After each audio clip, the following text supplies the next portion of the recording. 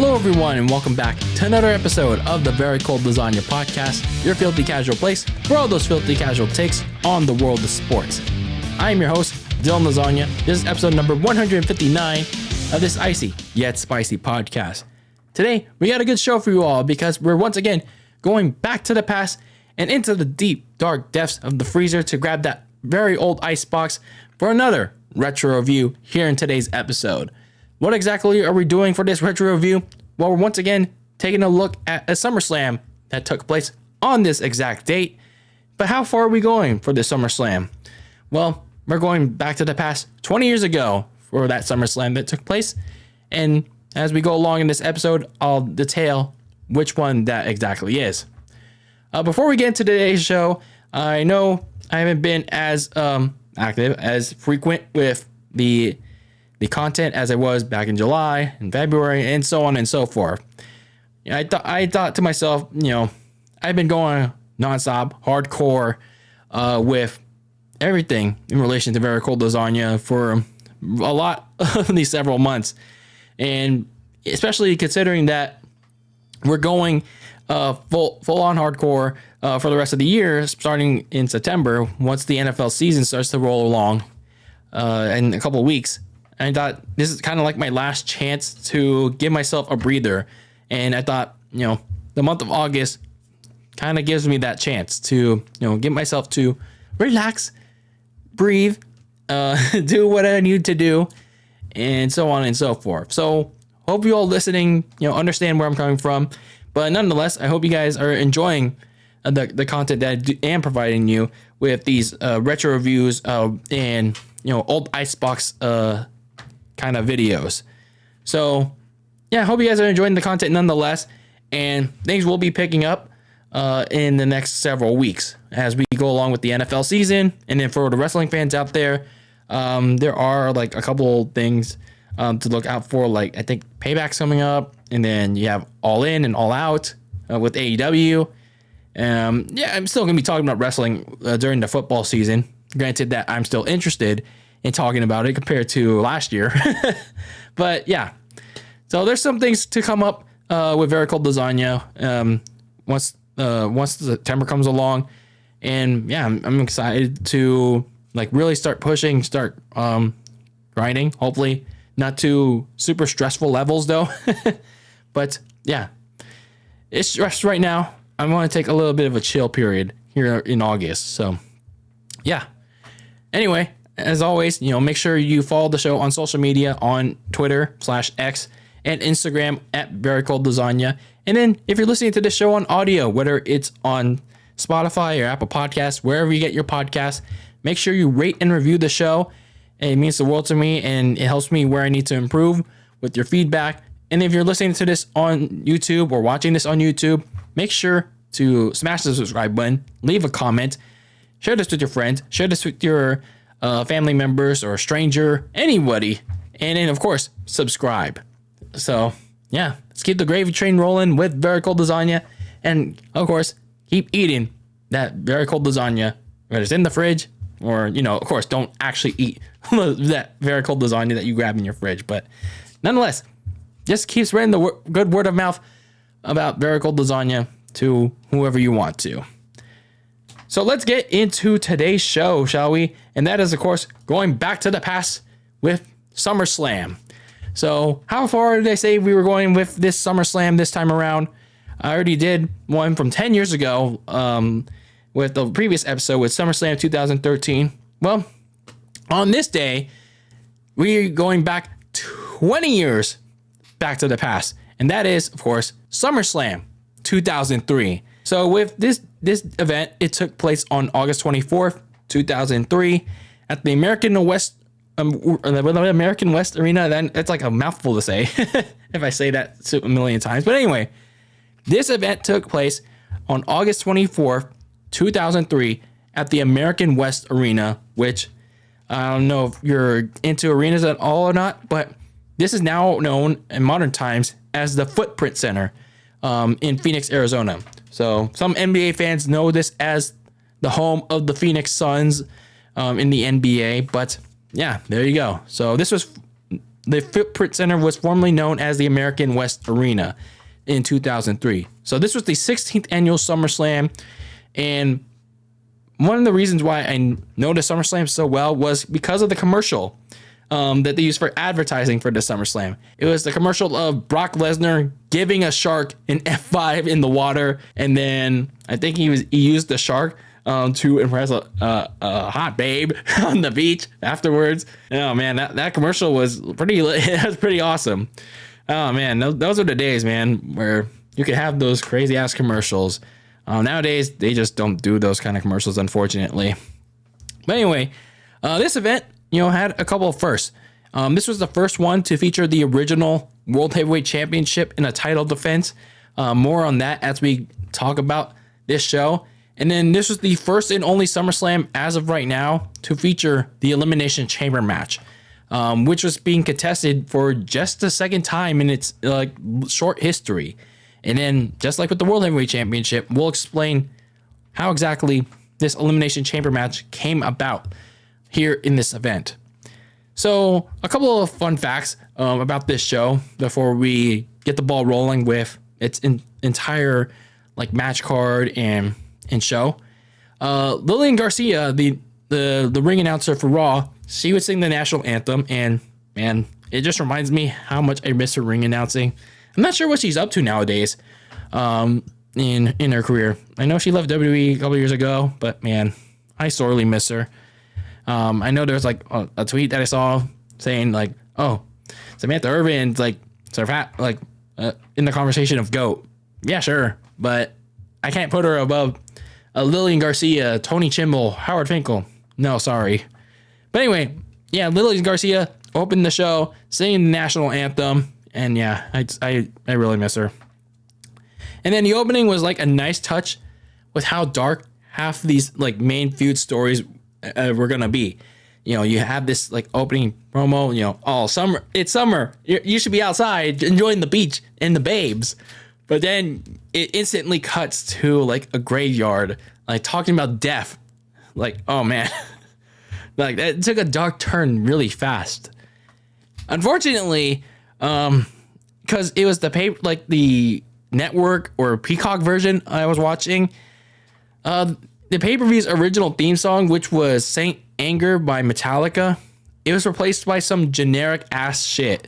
And this generic ass theme song, by the way, it was put over through I think all the major matches that had Saint Anger in the promo packages for all the major matches, because I guess Saint Anger was a heavily a costly song to license, so it's so the generic theme just didn't really match up the show. It also didn't match up all the promo the video package for the WWE title match, the Elimination Chamber match.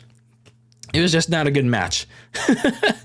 So it's man, they couldn't really pay up the ass to keep Saint Anger on there. Man, that really sucked. So the show actually started on Sunday Night Heat on TV, and it was a very quick Cruiserweight Championship match between Rey Mysterio and Shannon Moore. I don't really have a lot to say about this other than, I like Rey Mysterio, but this match was kind of sloppy towards the end because Rey Mysterio hit a 619, but he slipped off the ring apron when he was getting ready to set up the West Coast Pop, which was botchy in of itself. But he did retain the Cruiserweight Championship. But, oh man, this match it was quick, but it was also pretty rough at the end. A fun fact about this match, though, for me, it was one of the hardest matches I had to go back and find when I'm doing these retro reviews, because it wasn't on YouTube. It wasn't on the certain parts of the web that I have to go and find these pay-per-view events. But thankfully, there was a Facebook post from a year ago by the WWE that had this match in its entirety. So thank you, WWE, for providing that, for keeping that on social media. Thank you, Internet. Thank you, Internet. So we do actually open up the show with the World Tag Team Championships on the line. La Resistance, Rene Dupree and Sylvian Grinner taking on Bubba Ray Dudley and Devon Dudley of the Dudley Boys. Back in the day, you had this new tag team called La Resistance, two arrogant Frenchmen, as they pronounce themselves. They were just basically another anti-American tag team. There were a lot of anti-American tag teams back in the day. A year prior, you had the Un-Americans, and now heading into this SummerSlam, you had La Resistance. So it's basically a French. It's just a French tag team. So they debuted the night after Backlash 2003, after like several vignettes were aired. Like I said, Sylvain Grinner, Rene Dupree. But actually, in reality, they were actually both French Canadian, by the way, for those of you wondering. So they were just playing French in storyline. So they debuted the night after Backlash. They had a brief feud with Scott Steiner and Test. They would end up winning the World Tag Team Championships after Judgment Day from Rob Van Dam and Kane in June at Bad Blood. So they would go on to feud with the Dudley Boys, who were the latest team to stand up to La Resistance and their anti-American beliefs. And they also oversaw, like a couple weeks before SummerSlam, they were abusing this seemingly innocent American serviceman in the crowd. So on the Go Home show of Raw, they had enough of La Resistance abusing this guy. And then once they were celebrating with the unnamed serviceman, it was revealed that the serviceman was aligned with La Resistance the whole time. He attacked the Dudley Boys, and then once they got the upper hand on the Dudleys, they buried the Dudley Boys on the American flag. So yeah, it was another one of those anti-American storylines that WWE used a lot in the Ruthless Aggression era. So this match was, I'm not gonna lie, it was a pretty good opener. You know, the Dudleys going after the French team as soon as they came out. They have the early advantage once things got settled. One of the early funny moments that I liked in this match was Bubba Ray Dudley stepping on Sylvain Grinner's nuts when he was in the Tree of Woe. He was just like repeatedly stepping on his nuts, and Jerry was like so quick to react. That's a no standing zone. He was saying that. He's like, that's a no stand zone when he was talking about his nuts. That was so funny. So then La Resistance, you know, they eventually take control midway through the match. They had some pretty solid double team moves on Bubba Ray Dudley, despite the obvious USA chants from the crowd. But, you know, Devon Dudley comes in with the hot tag to get the Dudleys back in the match. And, you know, they were nearly about to win the World Tag Team titles in this match after they got their usual "What's up?" You know, when Devon Dudley does his headbutt into, I think it's Griner's nuts. And then they even got the 3D in, and they were about to win. But then Rene Dupree pulled the referee out, and then Ray Dudley went after him. But then he also got Nick Patrick, the referee, also outside. And then they were fighting, and he got caught up in all the action that was going on out there. And then that allowed what seemingly be a WWE photographer, you know, seemingly innocent. He actually would hit Devon Dudley with the camera, and then Sylvain Griner took advantage and pinned him for a successful La Resistance tag team defense. So, in actuality, you know, the photographer would also hit Bubba Ray Dudley and then Spike Dudley, who came out, and then he revealed himself to be that same person that dressed up as the fake U.S. serviceman. So I gotta say, you know, it was a nice main card opener with the tag team well known to fire up the crowd, and an anti-American team that pretty much, you know, the crowd hated. I will say, though, it was a little bit of backwards booking for the Dudleys to give La Resistance credit for cheating in a post-match interview. They were talking with Jonathan Coachman. It's like, you know, we don't like these guys, but we will admit we will give them credit for, you know, using the cameraman, the serviceman for. So they're basically saying that, oh, okay, credit is due for cheating, but we will not stop until we get the World Tag Team titles. It's kind of a little bit backwards booking, in my opinion.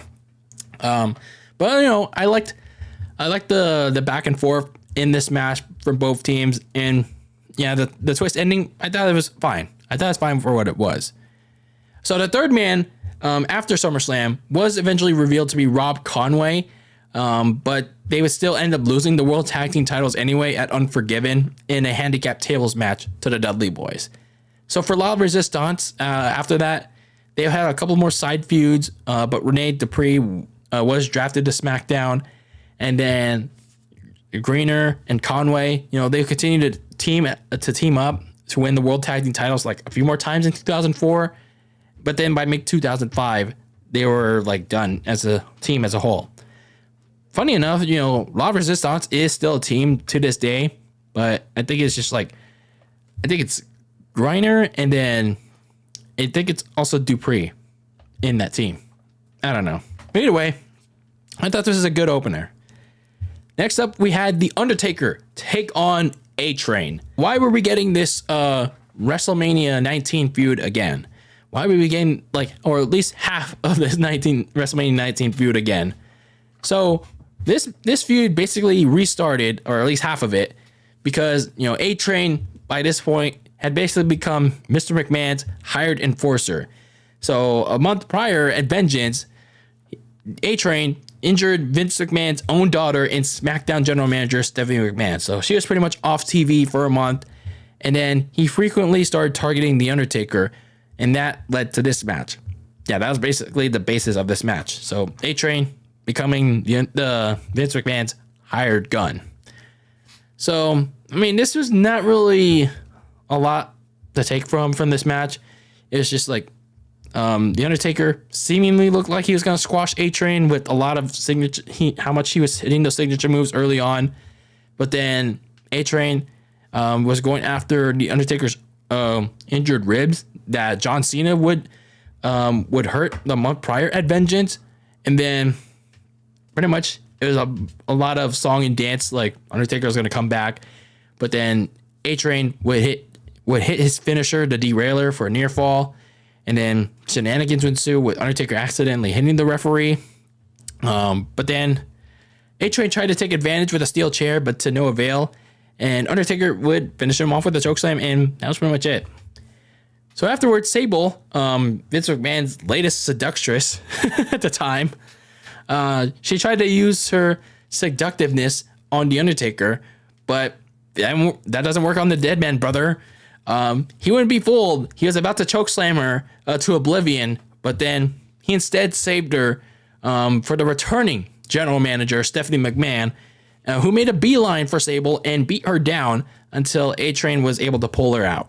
Not that way, but, take her out of the ring. So, yeah, Stephanie McMahon was back in the WWE to resume her duties as general manager at the time. And, yeah, that was pretty much this match. I don't really have much else to say about it because, it was what it was. It was whatever. So, after this match, Undertaker would get another WWE title shot against Brock Lesnar in a biker chain match at No Mercy, but he lost because of Vince McMahon. That pretty much started their own feud going into Survivor Series later in the year. Meanwhile, for Stephanie McMahon, her return eventually triggered a feud between her and her dad, Vince, a month later, culminating in a feud, culminating in a match at No Mercy, which was an I Quit match that not only would she lose because I think it was her mother, Linda, would throw in the towel for her, but she would also also in storyline lose her position as general manager of SmackDown, which would be handed over to Paul Heyman. So, yeah, I guess in the grander scheme of things, it did lead to a couple of notable storyline events later on for this match. So next up, we had a third match that was kind of important on this card, but then it was like, I guess this maybe shouldn't have happened on the show. And that was Shane McMahon going up against the Raw general manager, Eric Bischoff. I will mention this again later on when I talk about this certain match. Shane McMahon returned a couple of weeks prior, after 2 years away from the WWE after the invasion angle ended, to confront Kane, because Kane, who was on a warpath at the time because he basically unmasked.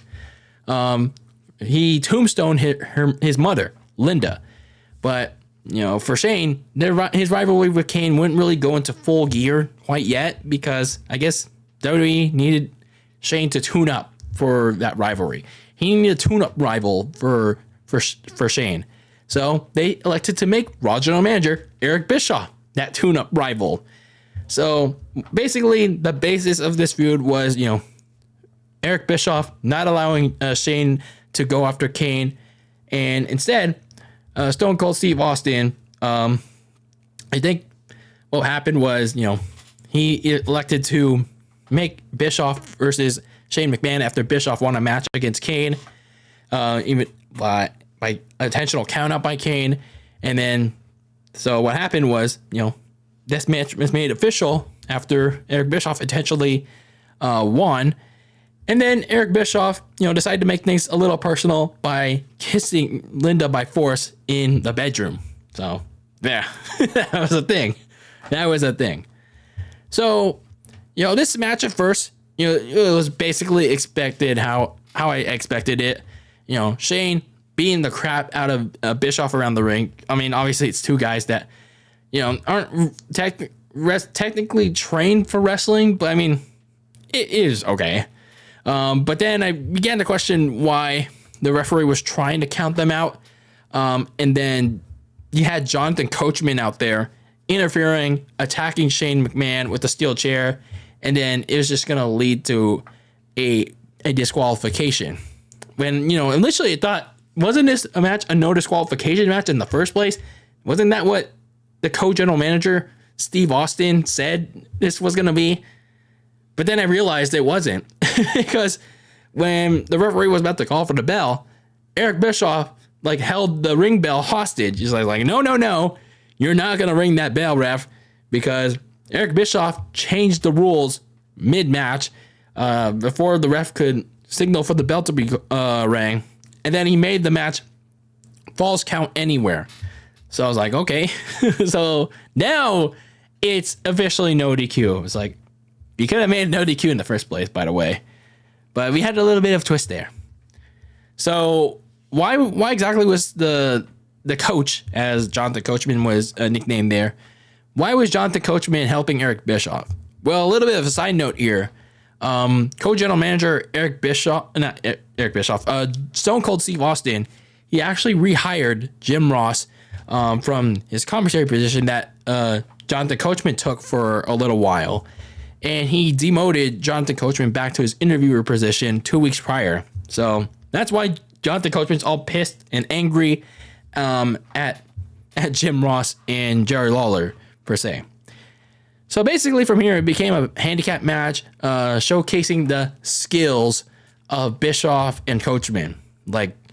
Bischoff's karate skills and Coachman attempting to return to commentary because, Bischoff had Jim Ross's and Jerry Lawler's headsets cut off. So basically, even in the arena, you can't really hear JR and King talking, but now you can clearly hear Coach talking because he has a microphone mimicking JR. So yeah, that happened. And then Stone Cold Steve Austin came out to pretty much save everyone from, I'd say at this point, it was kind of like, I don't know. I thought this match was not exactly a 5-star. It's not expected to be a 5-star classic, but it's just not. It just wasn't good, to be honest with you. But Jonathan Coachman certainly didn't provide any appreciation for the Rattlesnake. And by this point, Stone Cold Steve Austin couldn't touch anybody, or he would risk being fired from his co-general manager position, unless he was provoked. And Shane McMahon, though, would push Jonathan Coachman into Steve Austin, which technically allowed Austin to attack Jonathan Coachman without any consequence. So he and Shane started double teaming the coach before they turned it into a handicap match on Eric Bischoff. So Stone Cold gave a stunner to Eric Bischoff, and then Shane McMahon, bad groin and all, put him through the Spanish announce table with the leap of faith flying elbow to win a match. Which, can you even consider this a match? I don't know. So actually later on in the night, Linda McMahon appeared. And then Linda McMahon appeared when Eric Bischoff was in the trainer's room to slap him silly for payback for what he did to her. So bad boy Bischoff, man, bloody and all. So, I get the purpose of this match. I don't even call it a match. I basically call it like an angle, because this was like half of this match was basically Eric Bischoff and Jonathan Coachman, like, showing off, like I said, showing off their skills. Bischoff going full karate on Shane McMahon, and then Jonathan Coachman, I think he was mimicking Jim Ross, providing live commentary, and then kicking Shane in the dick, which I think slowed down Shane the rest of the way. So to be honest with you, this is like basically a segment that they could have done on Raw. This is like a 2-on-1 beatdown. And then Stone Cold coming up for the save. Yeah, this basically could have been on a Raw or something. I mean, again, it wasn't good, but it also wasn't terrible either. But I just felt like, did this really have to be here on a SummerSlam? I'm just saying. Again, it's not bad or anything. It's just like, I don't know. It didn't really have its place. But I digress. I guess you need an angle one way or another, but it was what it is. So at least they got to the point of, Shane McMahon now ready to fully go into his feud with Kane. That went into Survivor Series. I'll talk more about that feud when we talk about that other match that relates to this Shane McMahon angle. Meanwhile, for Eric Bischoff, I mean, it's Eric Bischoff. In 2003, he was still general manager of Raw. I mean, you use them when you use them. So there you go.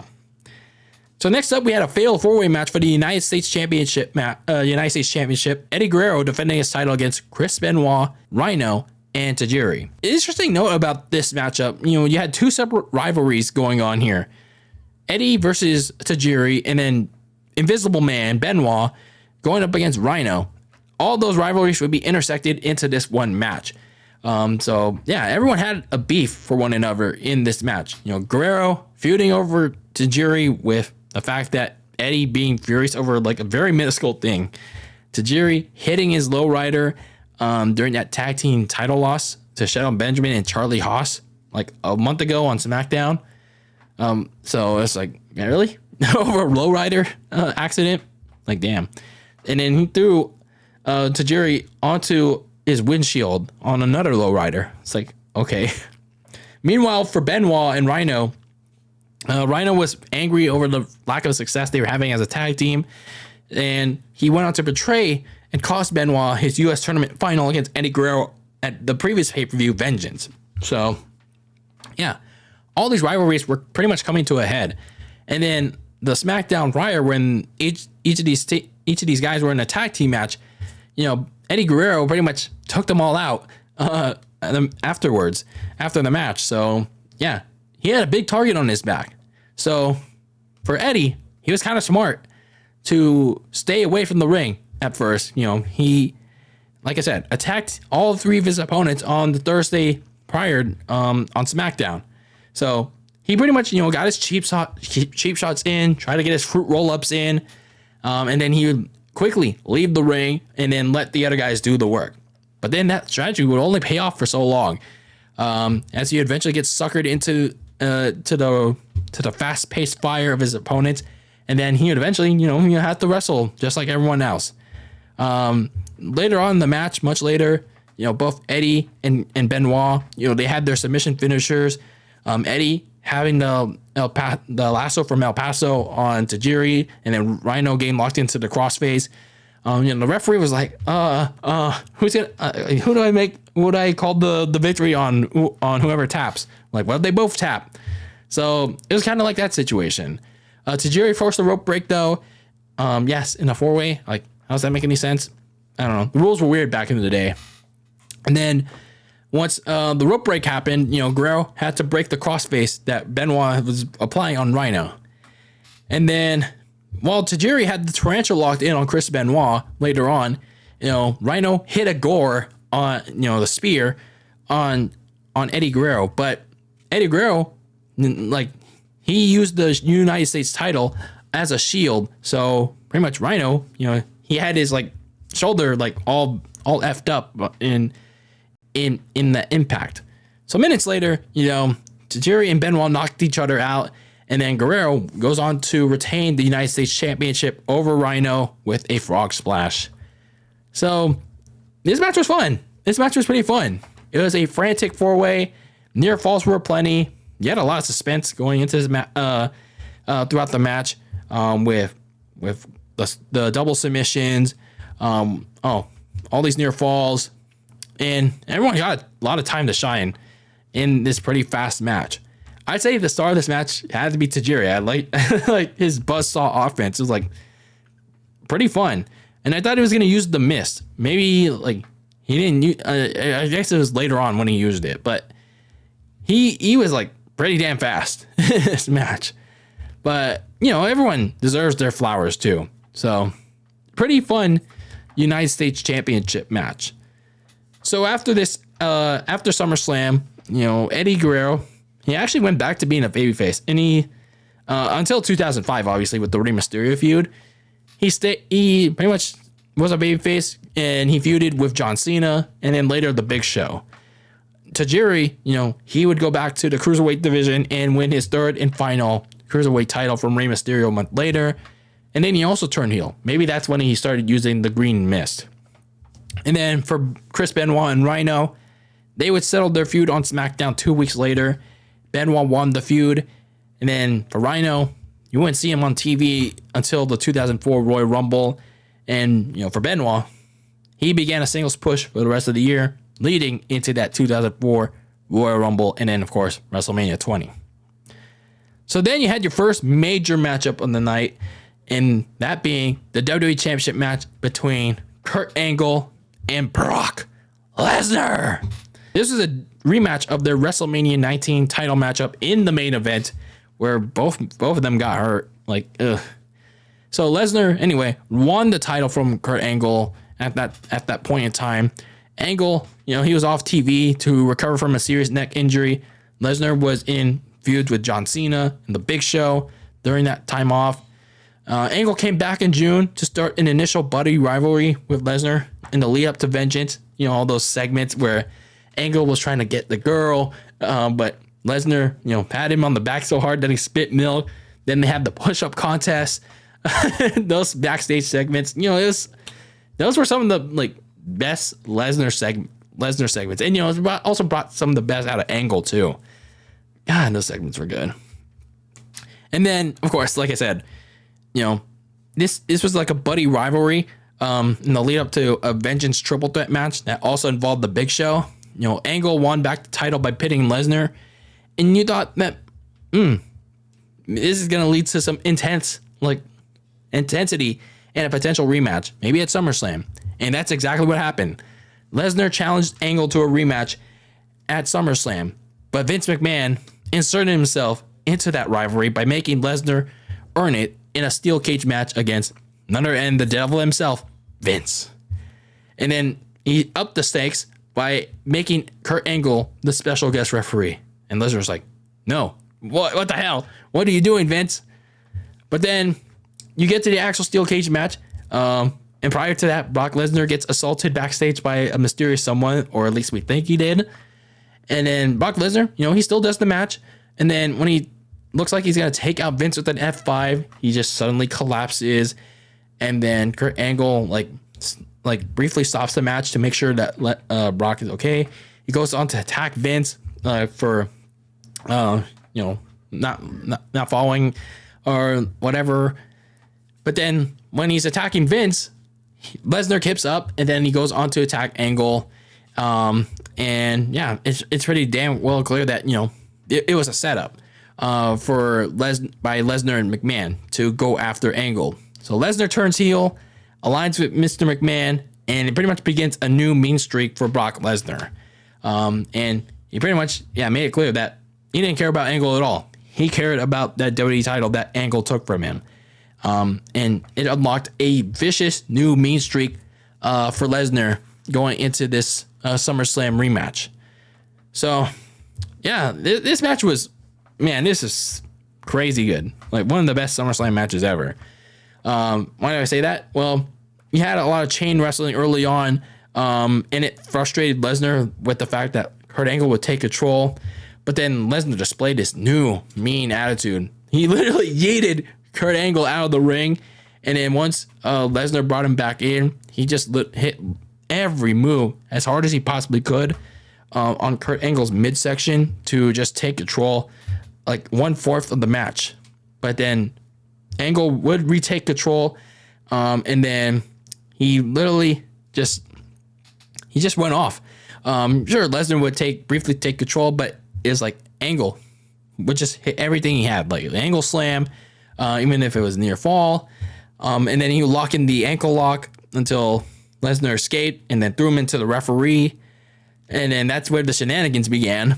But then Kurt Angle, he's still locking the ankle lock as long as he could. Like, he didn't care if there was a referee. It's damn Kurt Angle. Lesnar would tap out, but then, of course, like I said, there's no referee. But then Kurt Angle is like he really wanted to hurt Brock. He really wanted to hurt his ankle.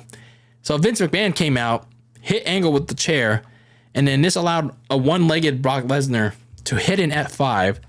But then, even then, both of those things were not enough to get a 3 count once the ref was back up and recovered. So Lesnar's like, what the fuck do I do, Vince? Like, what do I do?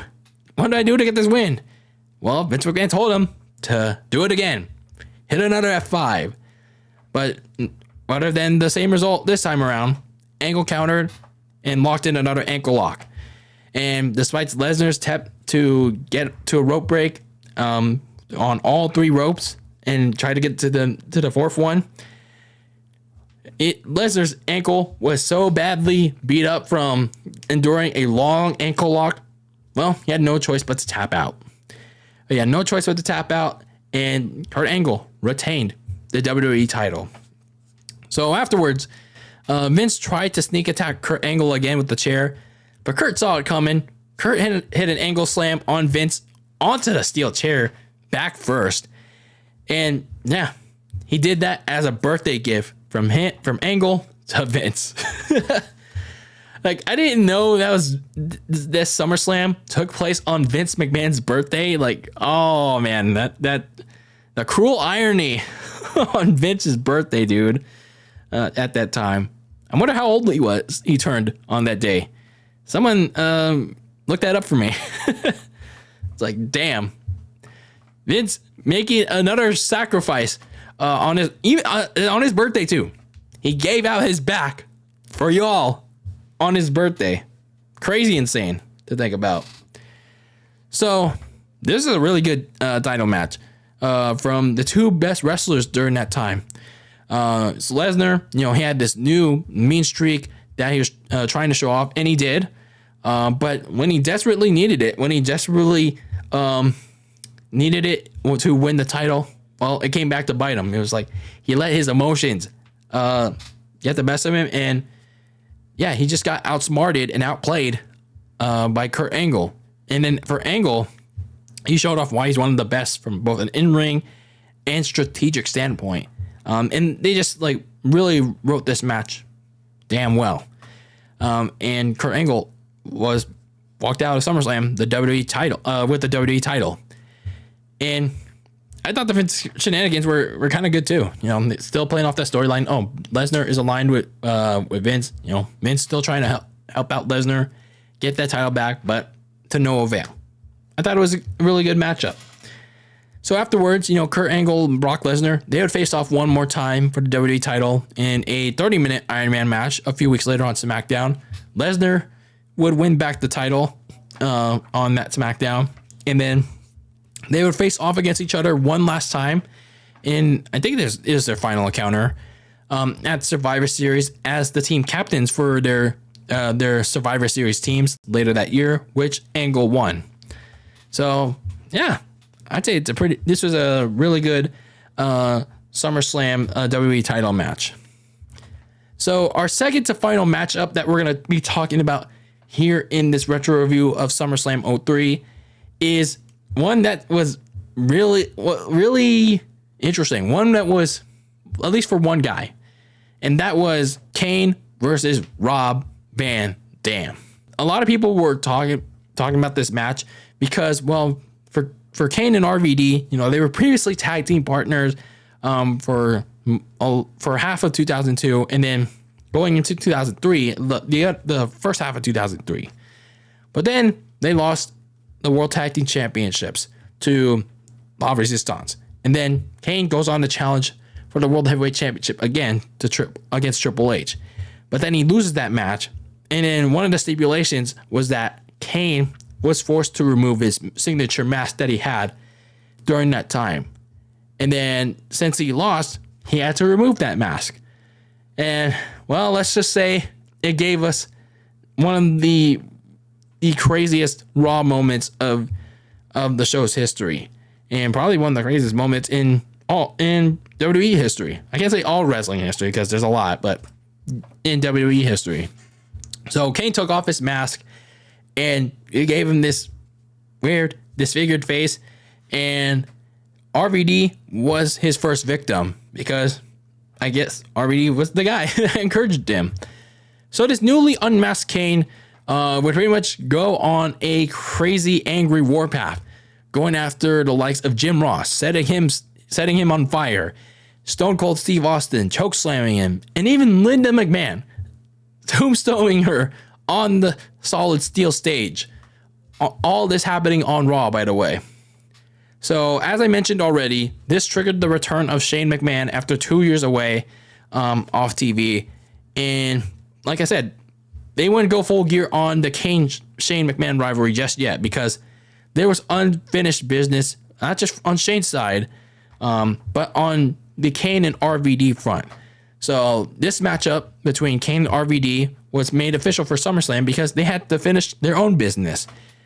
But then once you get to the actual match, Howard Finkel announces like right away that, this is now going to be no holds barred. Oh, they're like, okay, all right, this is going to be even more interesting. So this match, I'd say it's fun. We know what the result was going to be, but it's like, they at least tried to make it a little interesting. Van Dam, he tried to use his speed and his high flying offense to try and take down Kane, but it's just like, damn. Any offense that he had would be very brief at best. Kane often retook control right away. They're trying to make Kane, this unmasked Kane, very unstoppable, very dominant, like as if he was super OP, super overpowered. But much later on, as we get towards the end of the match, you at least get RVD getting some semblance of life, some semblance of a rally. He would get like the spinning leg drop on a draping Kane from the apron to the barricade. And then he'd hit his signature moves with a chair on Kane, but it still wasn't enough to keep him down. So RVD at least tried for coast to coast, but Kane avoided it at the very last second and proceeded to give RVD a tombstone pile driver on the steel steps to win the match. So I'd say, they faced off against each other like a couple weeks prior on Raw in a singles match. But, this was a good run back. I say it's a good run back. And even though the result was pretty predictable, I think I'd say RVD at least was given ample time to show, hey, maybe there's a chance that he could upset Kane, even though the chance was like very minimal. But again, this was more about continuing to establish Kane's new unmasked and unhinged persona at the time to prepare him for the feud with Shane McMahon. So speaking of which, actually, Kane and Rob Van Dam did have one more blow-off match 2 weeks later inside a steel cage on Raw, which, by the way, RVD did win initially by being thrown through the cage by Kane. But then general manager Eric Bischoff, the bitch that he is, restarted the match because RVD didn't technically win by escaping the cage by rules. So Kane would indeed win after the match got restarted. So then after the feud was officially over, RVD would go on to feud with both Christian and Chris Jericho for the Intercontinental Championship after that. So obviously for Kane, now the feud with Shane McMahon was in full gear for most of the rest of the year. Kane and Shane McMahon were feud with each other, but unfortunately for Shane, Kane would get the wins when it mattered most. In a last man standing match at Unforgiven, and then in Survivor Series in that ambulance match. So, poor Shane. Poor Shane. So now we have our main event. Our main event for the World Heavyweight Championship inside same structure, the Elimination Chamber. Your participants in this match are obviously the champion at the time, Triple H, going up against Goldberg, Chris Jericho, Shawn Michaels, Randy Orton, and Kevin Nash. This initially was supposed to be a one-on-one, no disqualification matchup between Triple H and Goldberg at SummerSlam. Somewhere along the way, Triple H suffered a serious groin injury during this feud with Goldberg that was ongoing. And then WWE had to book this Elimination Chamber match because rather than take the title off of Triple H, because this was during Triple H's reign of terror, they didn't want to take Triple H off TV. They didn't want to take the title off of him. But instead, they booked this Elimination Chamber match to limit the game's physical activity. And they also made him wear the infamous biker shorts. Yes, the biker shorts protected his groin. They couldn't make him wear a cup or anything. So, no. They made him wear the biker shorts to, protect his crotch. But yeah, this groin injuries, definitely a serious one. So they did all they could to protect them. And yeah, understandably, injuries, yes, but I'll talk about more about as we talk about this match. So yeah, it looked like a initially star-studded Elimination Chamber match. But obviously, the heavy favorite going into this was Goldberg because, he was running rampant all throughout Raw. And of course, he had Triple H. Pretty much, he was pretty much dominating with the World Heavyweight Championship as well. So something was going to come to a head here, initially one-on-one, but now you have the Elimination Chamber. So with this Elimination Chamber, you started things off with Shawn Michaels and Chris Jericho. But like I said, it was clear apparent that the fans wanted the heavy favorite Goldberg in that match already. They were chanting for his name. They wouldn't get their wish quite yet. They get Randy Orton of Evolution. Yes, he was in Evolution at this time. He would come out first after the first 3-minute interval had passed. Then you would have Kevin Nash being the next man in. And he would go right after Chris Jericho, who cut off Kevin Nash's signature long hair 2 weeks prior. And, Kevin Nash had that buzz cut, as you see. But then Chris Jericho gets busted open by Kevin Nash. Nash throws him like a javelin into the chain link wall. But then just minutes later, it's like Kevin Nash just gets eliminated by Shawn Michaels, who hits Sweet Chin Music. And then Jericho rolls him like a fruit roll-up to eliminate Kevin Nash like a piss in the wind. I was like, damn. I wonder why they went for the quick elimination on Kevin Nash like that. It wasn't even it wasn't even 5 or 10 minutes into the match. It was like Kevin Nash was already gone as soon as he entered. So it's like, ooh, wonder what happened there. So anyway, after Kevin Nash gets eliminated, Triple H was supposed to be the next man to enter, but Shawn Michaels immediately hits him with Sweet Chin Music once his pod opens, and Triple H obviously is knocked out. And I understand why they did this spot because, like I said, Triple H is not going to be doing anything physical in this match. This match was basically Triple H being in the pod for most of the match, and everyone is going to be doing the work. So after this, Kevin Nash threw a hissy fit once he recovered, and he hit his jackknife powerbomb on both Chris Jericho and Randy Orton. And then he also, when he threw Randy Orton into Shawn Michaels, he also inadvertently busted him open. So Shawn Michaels was bleeding, Chris Jericho was bleeding now, and then Kevin Nash left. So then you get the last man in, Goldberg, and he came in with the fury. He eliminated Randy Orton with the spear. Now Triple H is all on his own. No evolution. Sure, you had Ric Flair on the outside, but what is Ric Flair going to do for you? Or, I don't know, maybe. So then, in one of the most famous moments of the Chamber match, Goldberg speared Jericho through the plexiglass. So Jericho is knocked out. And then HBK tries to rally on Goldberg, but then he would eliminate him too. So Jericho gets back in the ring. And then he would get fed to Goldberg. And now it's just down to Big Bill and Triple H. And Triple H is like, fuck, I'm screwed. My reign of terror is about to end by Big Bill. But then Ric Flair, he tries to do all he can to Triple H, keep him inside the pod. But Goldberg just breaks down another plexiglass pod by literally kicking it. He literally kicks the pod down, like as if he's like kicking a door down or something. So there's nowhere to hide anymore for Triple H. Goldberg makes him bleed the hard way by giving some hard punches, and then Goldberg throws him around silly into the chain wall, and everything was literally falling into place for Big Bill Goldberg to win the World Heavyweight Championship. He was about to spear him into oblivion until he didn't clearly see Ric Flair passing to Triple H his signature sledgehammer. Like, of all the things WWE can book so stupidly, like clearly on camera, it's like, and Big Bill can't see this. It's like, he has like a wee little brain. It's like, you can't see the sledgehammer that Triple H is getting passed to. Like, what are you doing? Like, come on. So this is like really dumb. So you knew this, like, you kind of knew by that point. It's like, oh, Goldberg is going to lose here. So he does, because this dumb booking mistake happens. Triple H hits the sledgehammer on Goldberg as he's running headfirst into him.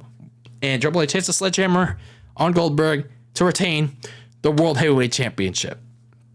Dumb.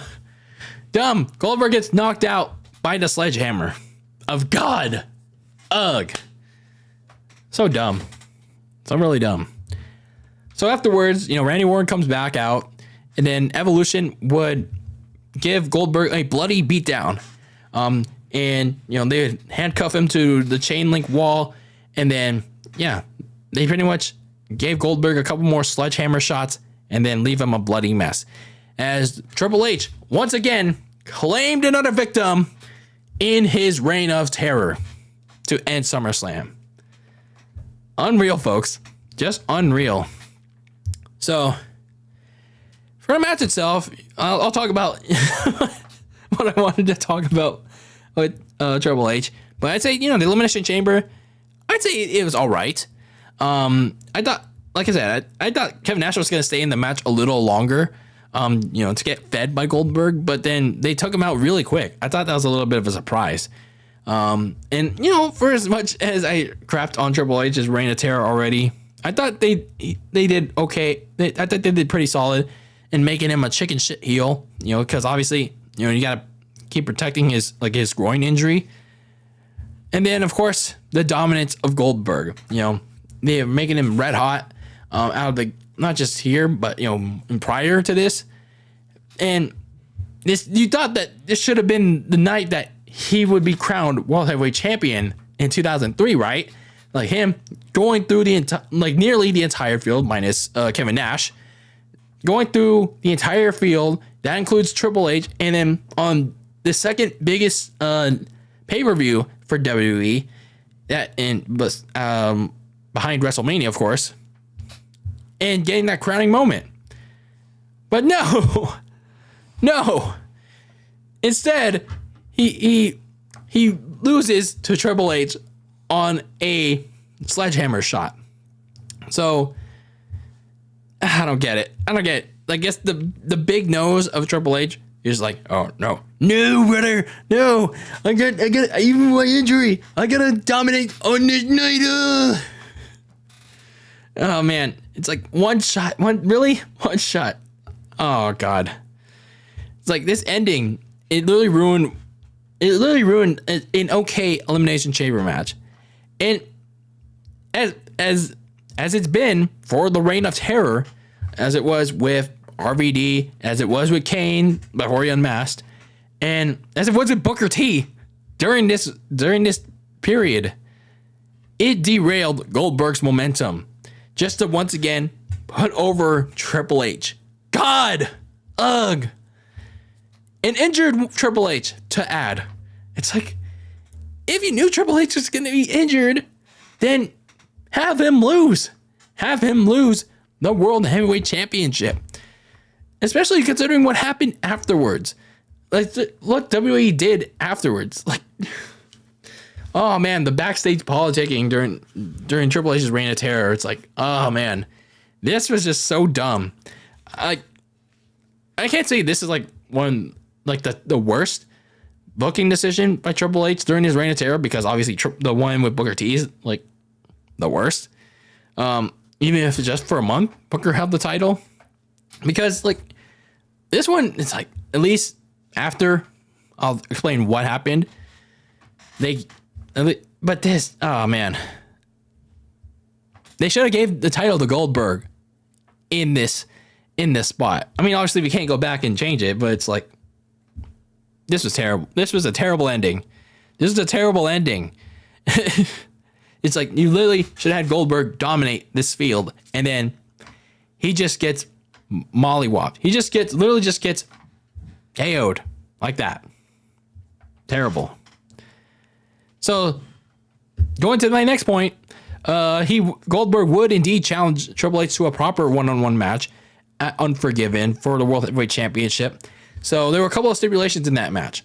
Goldberg would have his career on the line, and then Triple H would lose the title, not just by pinfall or submission, but by countout or disqualification. So Triple H was at a major disadvantage.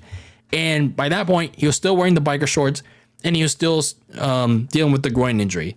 That match was not good at Unforgiven, that one-on-one match. So why do I say Goldberg should have won the title? Even with all I said, well, go look at the match at Unforgiven. That was not a good follow-up match. So Goldberg would indeed win the title at Unforgiven at Triple H.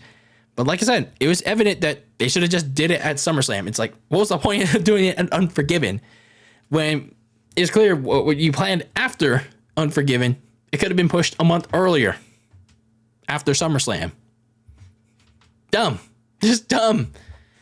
Because the plan after Unforgiven was Triple H gonna stay on TV anyway.